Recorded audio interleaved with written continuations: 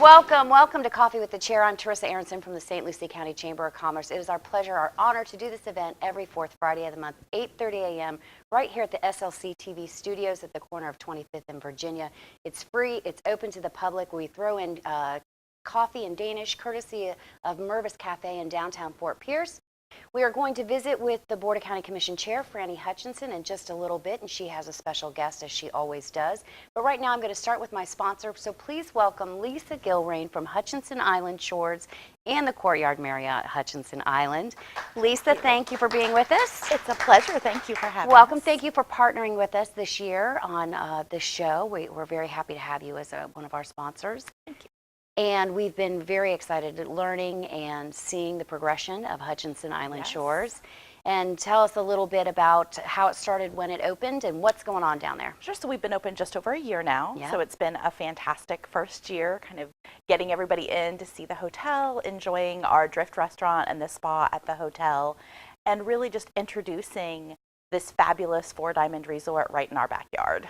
And you mentioned Four Diamond, and people don't realize that we have a Four Diamond Resort right here on the Treasure Coast, St. Lucie and Martin County. Certainly. And it is the only one in these two counties, correct? Yes, ma'am. And what does that mean exactly? AAA comes in and inspects you, looks for certain levels of service, amenities, really the services, the level of service that you receive from the staff, and just the quality of the property. And so there's a very strict guidelines for what you need to do to meet that Four Diamond standard. And we were very honored to get that in our first year being open.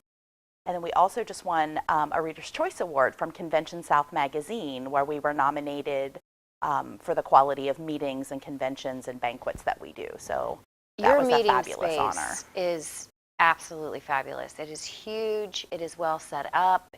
It's got great infrastructure.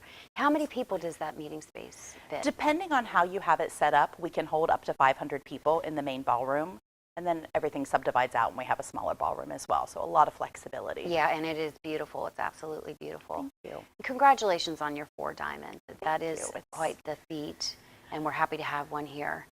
The holidays are coming up. Thanksgiving is right around the corner. Are you guys doing anything special out there at the hotel? We are. We do a great holiday buffet with all the traditional things and a lot of specialty items as well.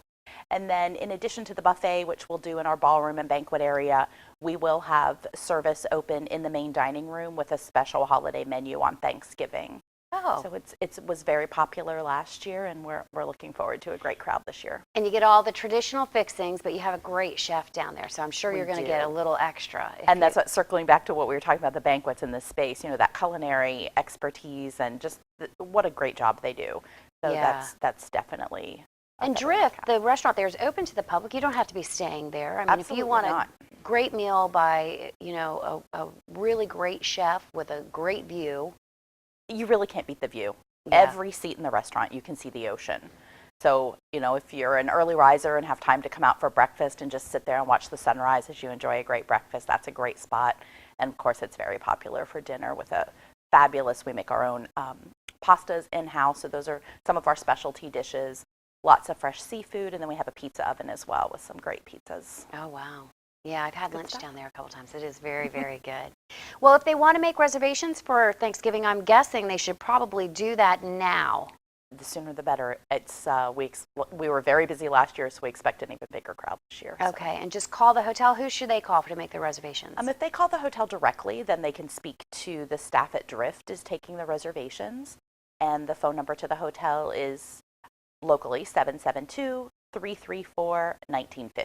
If you don't want to cook and you want to have somebody else do all the heavy lifting, exactly, make your reservations at Drift. Yep, so you can sit down, enjoy a great meal, no cleanup, no prep. Okay, at a Four Diamond football hotel. Yeah, a Four Diamond hotel. Thank you for being with us. I always enjoy having you here. It's nice to see you every other month. And thanks for your sponsorship, and thanks to everybody at Hutchinson Island Shores, because you guys have been great partners for us. Thank you. Great for the community with the meeting space and the ability to hold large events there. So we're very thankful for that as well. Thanks. It's been a great year, and we're looking forward to many more. I bet. Thanks again. We'll be right back, everybody, with Board of County Commission Chair Franny Hutchinson.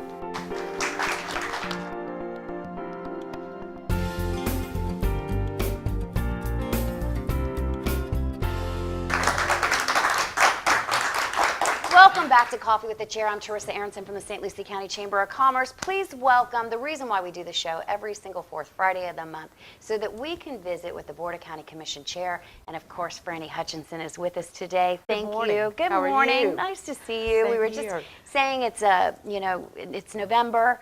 The election is over. It's an inside Yes, it joke is, for you people yeah. watching it. It's really not. But Not yet, but it's we've getting been there. very busy. We're coming off a very busy month, and we've been together a lot this week. So, but it was well worth it, right? Yes, it was. All right, we're going to think positively.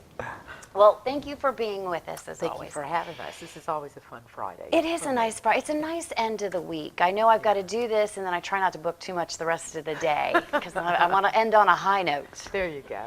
You brought a guest? Yes, I did. I brought our one and only Eric Gill, and I'm going to talk him up here just a little bit. You don't have to do that. Yeah, I do, because many Please people in the community know Eric, and they rely on him for his ability to get the word out, to learn what's going on in the county, because he is the top person that a lot of people go to for communication.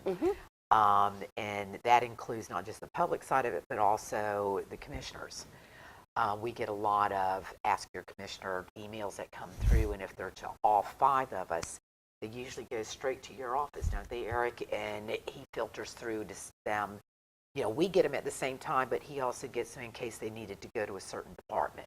Right, and It give gives one them- united answer. Right. And that way we're all on the same page. And we're not sending 5 answers, you know, Yeah. where all they need is just one answer to it. You're not getting it from 5 different people. So he's helpful in that way. But the most important reason why I brought him here today is, as our community is growing and as new technologies coming into play, there's a lot of ways that we communicate, and those are constantly changing. Yes, they are. It's not like pick the phone up anymore, you know, that we used Or to turn do. on the TV. Turn or on the TV, you know, and it's not the radio that so many of us, because there's so many different variations to what types of it, whether it's XM or a local station or something like that.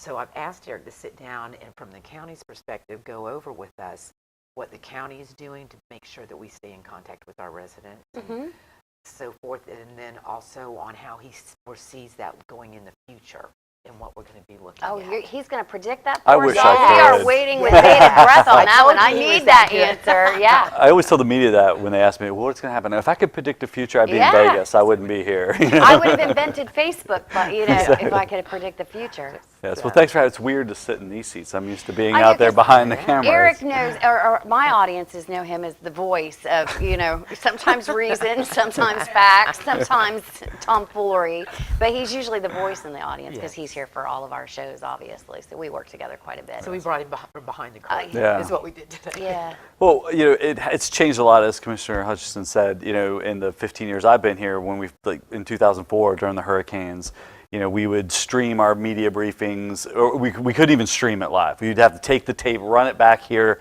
put it in master control, upload it. Now we can stream live to Facebook and have CNN or WPTV, all those take that Facebook feed live and put it out to hundreds of thousands of people that may be watching. So, and even on the social media front in the last few years, it's not just Facebook and Twitter. Now there's Nextdoor, which is a new emerging app that's doubled in doubled in users in this county in the last 2 years that we've been on it. So it's Twitter, Facebook, Instagram. We haven't done Snapchat yet because we don't figure out how to retain those public records. But everything we do, That's just part of it too that a lot of people don't understand. It's all becomes public record, so we have to safeguard that as that conversations go out. Yeah, and there's so many of them. There are. And you got to do them all. Yes. Yeah, you got to try at least the ones you can do. Like again, somebody had asked, our tourism office wanted to do Snapchat, but legally every post we make on social media we have to retain for records retention for at least 3 years. So how do you do that with Snapchat? And that includes the responses on there too, so be the careful of that. comments. Every comment, Yes, every those like, are all every share, retained. all that becomes And public you record. allow them to make comments? We do, Yes. except on our YouTube channel because we have to pay for that service. So we're trying to keep the cost down. So with YouTube, it's more just watch the video. You can comment it on Facebook or Twitter. Oh, I thought you did that so I didn't get my feelings hurt. Well, that too. That too. Okay, good. But yeah, so we do have a YouTube channel. All our original shows are on there. Our PSAs are on there. We also have, Comcast. If you live in St. Lucie County, we're on Comcast 28, UVerse 99. Our website is stlucieco.gov. All of our meetings and shows are on there. All of our press releases. So it is a challenge to keep up with the public, especially with things that, as we're experiencing this week with red tide, ever-changing information.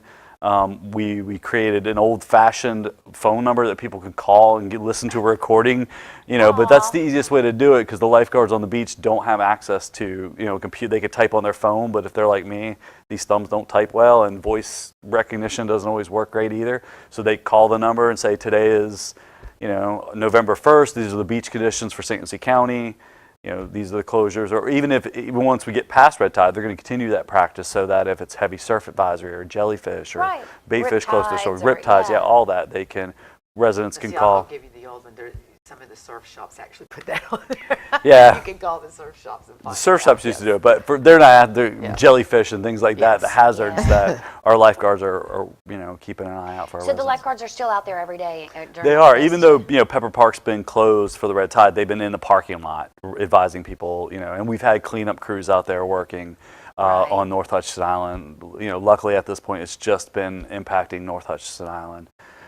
Not luckily, obviously, for the residents living on North Hutchinson Island, but we have 21 miles of coastline, so the south end, it's been intermittent. Some people have reported feeling some effects, and we advise people if they have respiratory issues, avoid the beaches until it clears out. And this is our first kind of red tide incident, because we've been talking about it along the Treasure Coast for so long, but we were always kind of in the cone of safety. And then it Well, finally... I think years ago I'd heard that there was one, but it was many years ago. Yeah, it's very rare on this side of it is. the east coast of Florida. And then it kind of seemed to skip over us. It was south of us, then And went it went north north, of us. and I now know, and it's- it went north of And us, we were but like, I think yes! the winds changed. I think the Yes. winds changed around that time and just kind of started pushing it through. Yeah. And so the river, the Indian River, how is that affected by the red tide? Do you feel that it's a little safer in there, or? It should be. I mean, from what the conference calls I've been on, Yeah, I was going to say, you've got the beauty of the flushing of the inlet coming in and out, and I think that might bring some in, but it's also going to pull it out. But there's definitely probably an effect. But I don't we think have to the had some reported degree. fish kills in the lagoon, but from what I've read, the red tide is more of a salt water, whereas the Indian River Lagoon is more of a brackish water, impact. So So it may not live as long and do as much damage. I know we got a little off topic from we social did. media. Sorry, Sorry about that. But I it's a way digress, but for residents to have questions about the Yeah, yeah. beaches that we have Because that number. I know you work on it every day. I mean, you. It's 772-462-1421 is the number residents can call to get the beach reports, and that's something we put in place because of red tide, but we're going to keep it in place year-round as long as the lifeguards can call in and update it, which, they all have cell phones and service, so they can do that from right there from the tower. It just makes it easier to communicate with the public. Good. There's still nothing like the old-fashioned phone. I know. Even with all the new Landlines. technology. Yeah. And not many people have them, unfortunately, No, anymore. they don't. Yeah, and there's always a challenge too. How do you stay connected with as technology changes? People don't just get the paper anymore, and we still send out press releases. I usually say it's the building block of everything we do because you need the who, what, where, when, and why that goes into the So you press got to release. draft it, yeah. So you can at least put it on the website and social media and next door and all the pick it other up. outlets. Yeah, you have to have that. We still do them as well, but most of our stuff has gone to Facebook, I think. Yeah. And we're not really in the other game, Instagram and all those other ones, which we're probably missing out. But I feel the business community is quite tied to Facebook. Yeah, and it is different. And we also, about a year ago, instituted a new e-notification system. It's called Alert St. Lucie. So residents, we're kind of at the end of hurricane season now, luckily. But we use it year-round for if there's a gas leak and we have to close roads or a major accident or a wildfire, you can sign up for it. It's stlucieco.gov/alert. And you put in, what type of notifications you want to receive. You can even put windows in, like I don't want to be called at 3 a.m. to 6 a.m. Yes, because I was getting advisories on my phone in the the middle of the night for I haven't water. I'm like, I'm not out boating right now. And some of those aren't us. Some of those are, there is the National Emergency Notification System that sends some of those out, so they may Okay. not be coming off.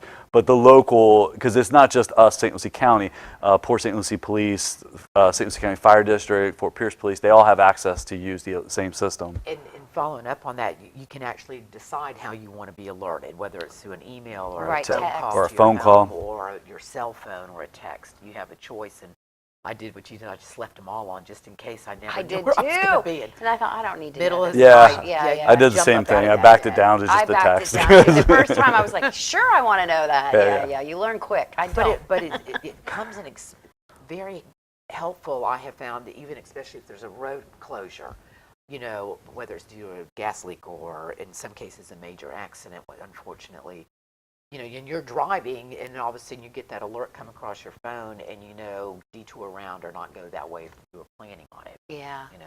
it is very So- helpful.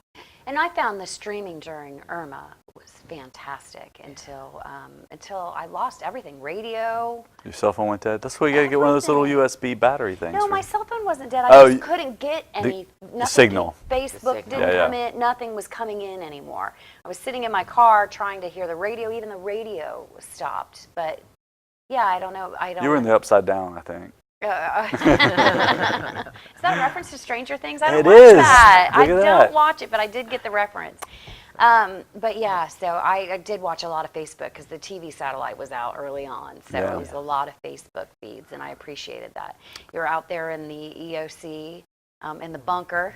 Did you do Yeah. that? What did you get to go in the bunker this last I've time? done it several times. Yeah. This last time I've been out there many, many times. You've done your time in the bunker. in both areas, because now the EOC that we have now is so much nicer. It And is. it's much more helpful when we're trying to get out alerts, where before, you know, at the old EOC during the Francis and Jean hurricane, I mean, the room was smaller than the studio, Yeah. and you were constantly having to move people in and out, and you have so many groups during a catastrophe like that that are trying to get the word out, whether it be the sheriff's department on the rules and regulations of what they're doing, whether it be the school district on if the schools are open, the shelters, and DEP. everybody's trying to get their reports out.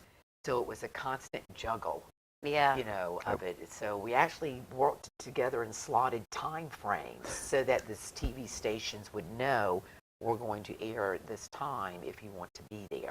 Because we Okay. can Yeah. stream at that point. Yeah, and that was one of the So- lessons learned. You know, we sat down with the other counties because Martin County would do their press conference at 11, and so would we. And then, you know, the local media from West Palm had to pick and choose. So we all sat down and worked with WQCS, which is, you know, the broadcast, National Emergency Broadcast. They take our feed from the EOC. We set time, so we were always at 8, noon, and 5 in St. Lucie County is when we're going to do our briefings. And then I think Martin's 7, 11, and 4. They're either an hour before us or an hour and after us. I only can remember our 3 numbers. So, you know, we're at 8, noon, and 5. And then we know we'll stream live and people can come there. But, you know, you go back to Francis Jean, we used to have to do the press briefings in the hallway. And so the door would be behind people as they were coming out. You know, now we at least have a separate media room. We can go in and close the door. We have cameras just like these that Yeah. are mounted, so we don't have to have cameramen. We have one person with a joystick controlling all 3, and then it's usually myself and Mike out there during Irma, and Flynn and Patrick are on backup if we need it, you know, because we have a small If it's staff. for And, several days. and if it drags on, but Yes. even Irma, you know, which was still, you know, a disruptive storm, you know, I was out there for 3 or 4 days, you know, before and after the storm. So I can't imagine, I feel bad for the folks in the Panhandle and what they're going through after Michael.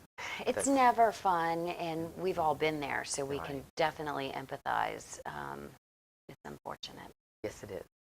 That was a Very hard much so. hit. I have a lot of family up there, so they were hit pretty hard. Yeah. Yeah. Well, But again, it goes back to the idea that how much the communication has changed and the lessons that have been learned, you know, and like Eric had said, you know, trying to make sure we're not stepping on toes with our neighboring counties, yeah. because Work it together. usually affects more than just us. So now that that system's been put in place, it's become much easier, Yeah. and we communicate back and forth to the other counties also Good. during those things. So And even, you know, things that have changed, you know, in 2004 when we would shoot the video, we didn't think to have a sign interpreter, you know, and this time around, one of the first briefings we did from Irma, somebody said, why isn't there providing sign language?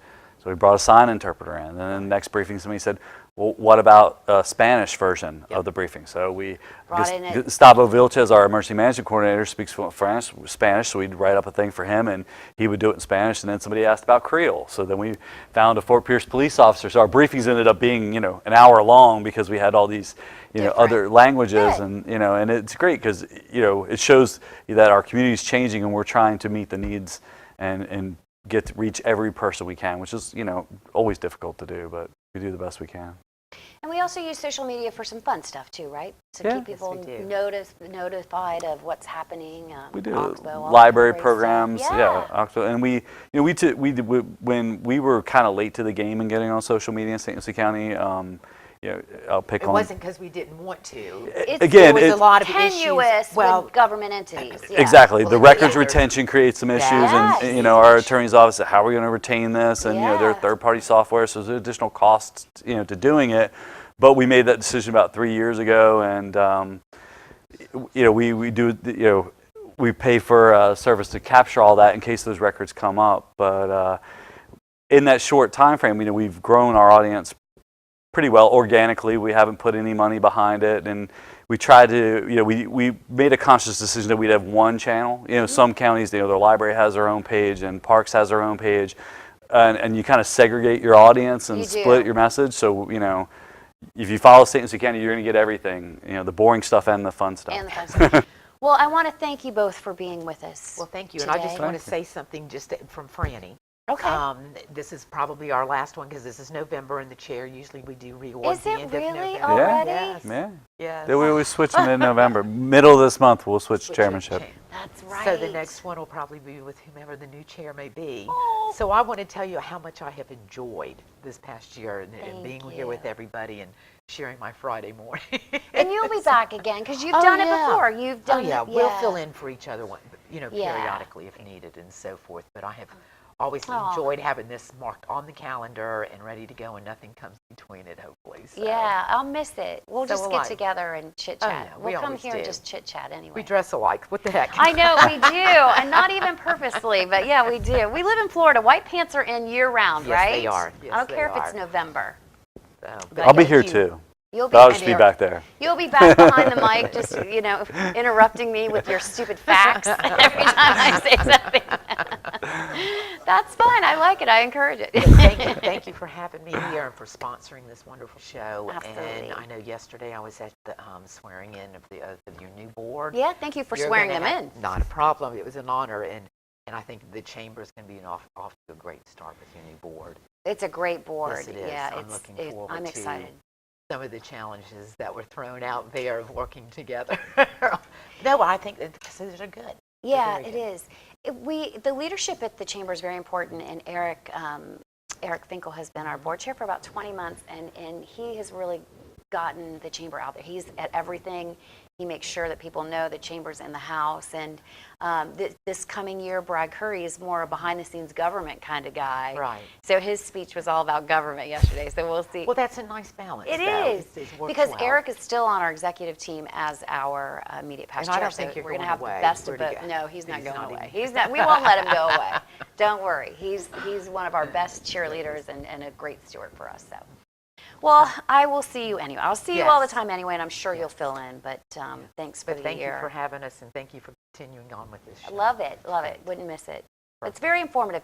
That's the one comment we always get is that people come here and they learn about the community. Well, it's a good way of getting a little bit more in depth besides a press release kind of thing. It gives Yeah. you an overview of what's really going on in the county. Yeah. Well, thank you, Eric, for coming to this side You're welcome. for Thanks for having me. once. And thanks to Mike and Flynn for operating everything here, the cameras and producing and editing and putting in the scenery. The magic behind The it. magic behind it. I don't know what it's going to be. It's probably going to be like a I asked shark the eating same me. thing- I Yeah. asked the same thing earlier. What's the scene behind it? Yeah, because we're on a green screen. We'll see what it is. We'll see what it is Yeah. when he puts it together. And then thanks to our audience, because we really, it's no fun without an audience. We've tried it, but we really want an audience. So thank you to all of you for being with us, and to Mervis Cafe for the pastries, and of course to Lisa Gilrain and Hutchinson Island Shores and Courtyard Marriott Hutchinson Island. Thank you for being a sponsor as well. Until next time, everybody, have a great day.